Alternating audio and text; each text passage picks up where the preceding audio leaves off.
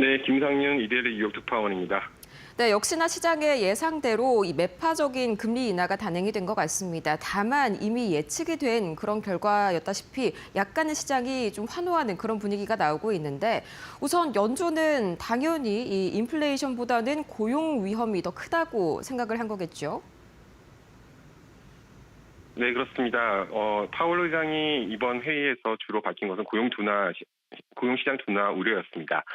파월 의장은 10월 회견에서만 해도 추가 인하가 확정적인 것은 아니라고 선을 그었습니다. 당시에는 노동시장 냉각과 물가 흐름에 대한 불확실성이 여전히 컸기 때문입니다. 하지만 그 이후 나온 지표들이 연준의 판단을 분명히 바꿔놨습니다.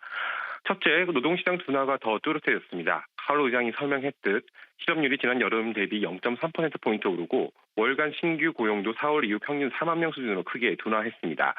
연준은 이 수치가 실제로는 과대 추정돼 실질 고용 증가가 마이너스 2만 명까지 있을 거라고 봤습니다. 여기에 기업 가계 조사에서도 일자리 수요와 공급이 동시에 약해지는 신호가 나왔습니다. 즉 연준이 우려하던 노동시장 균형에 더 빠른 냉각 위험이 커졌다는 판단입니다. 둘째, 물가 측면에서도 서비스 물가가 예상보다 더 내려오고 있다는 점이 확인됐습니다. 반면 최근의 상품 물가 상승은 사실상 전적으로 관세 효과 때문이라고 파월 의장이 못 박았습니다. 다시 말해 내수 과열 때문이 아니라 정책 변수의 영향이므로 향후 인플레이션 지속 가능성은 제한적이라고 볼 수 있다는 점이죠. 마지막으로 정책 금리가 이제 중립 수준 근처까지 내렸다는 점도 중요했습니다. 파월 의장은 75bp를 이미 인하한 상황에서 더 오래 기다리기보다는 노동시장 정착륙 가능성을 미리 막아두는 것이 더 적절하다고 판단했습니다. 여전히 정책은 긴축적이지만 지금 속도라면 실업률이 추가로 과도하게 오르는 것을 방지하기 위해 대응이 필요하다는 취지입니다.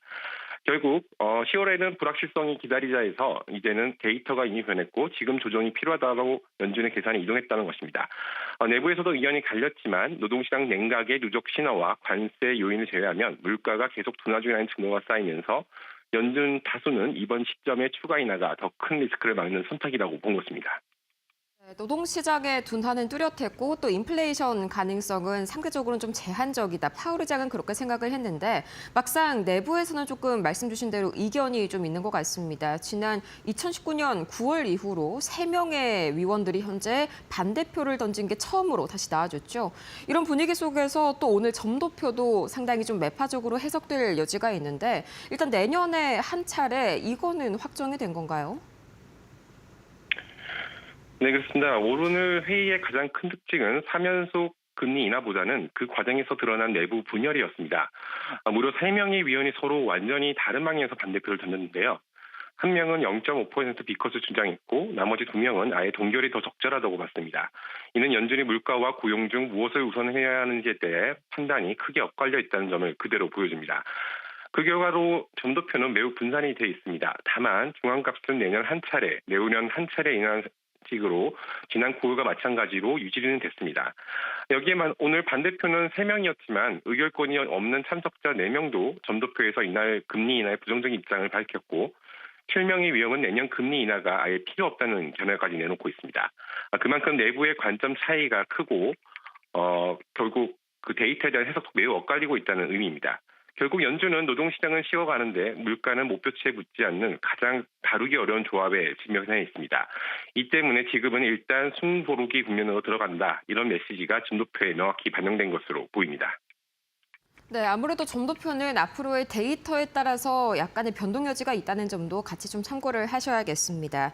하지만 이 시장을 상당히 좀 긍정적으로 반응을 하고 있죠. 지금 이 시각 3대 지수가 상승으로 전환했고 또 미국채 10년물, 2년물 모두 좀 뚝 떨어지고 있는데 뭐 이미 소비재 같이 좀 이렇게 상당히 금리에 민감한 종목들도 갑자기 급등세 보이고 있습니다. 시장에서는 이걸 긍정적으로 지금 해석을 하고 있는 거죠? 네, 그렇습니다. 오늘 시장 반응은 점도표만 보면 다소 의외일 수 있습니다. 연준이 내년 한 차례, 그 다음에 한 차례만 인하하겠다는 것은 비교적 매파적인 전망인데요. 하지만 불구하고 S&P 500은 사상 최고치에 근접했고 나스닥 러셀 2000 지수도 강세를 보이고 있습니다. 핵심은 매파적이었지만 시장이 우려했던 만큼은 아니다. 즉 온건한 매파적 인하였다라고 받아들이고 있습니다. 구체적으로 보면 첫째, 파월 의장은 관세발 물가 압력은 일시적이라 못 봐는 것이 위험 자산 심리를 크게 개선했습니다. 파월은 관세가 없다면 현재 물가는 2% 초반대까지 내려왔을 것으로 언급했는데 이는 기본적인 물가 압력은 이미 진정 단계라고 의미로 시장은 해석했습니다. 둘째, 연준의 채권 매입 재개도 시장에는 완화 신호로 익혔습니다. 장기 국채를 400억 달러 매입해 유동성을 공급하겠다는 조치는 점도표의 매표적 톤을 상당 부분 둔화시켰습니다. 그 결과 미 10년물 금리가 4.14%까지 하락했고 금리 안정이 기술주, 중소형주 강세로 이어졌습니다. 세 번째, 시장은 여전히 내년 두 차례 인하 시나리오를 그대로 유지하고 있습니다. 시장은 내년 두 번의 금리 인하를 그대로 가격에 반영하고 있고 월가에서도 점도표는 곧 바뀔 수 있다며 크게 신뢰하지 않는 분위기입니다. 내년 5월 새 의장이 들어서면 현 점도표는 사실 의미가 없을 수도 있는 것이죠. 마지막으로 노동시장 둔화는 이미 확실한 흐름이라는 인식도 위험자산을 바쳤습니다. 월가 일부에서는 점도표보다 고용지표가 더 중요하다. 노동시장 약화가 있었다면 더 많은 인하가 정당화될 것이라고 전망하기도 하고 있습니다.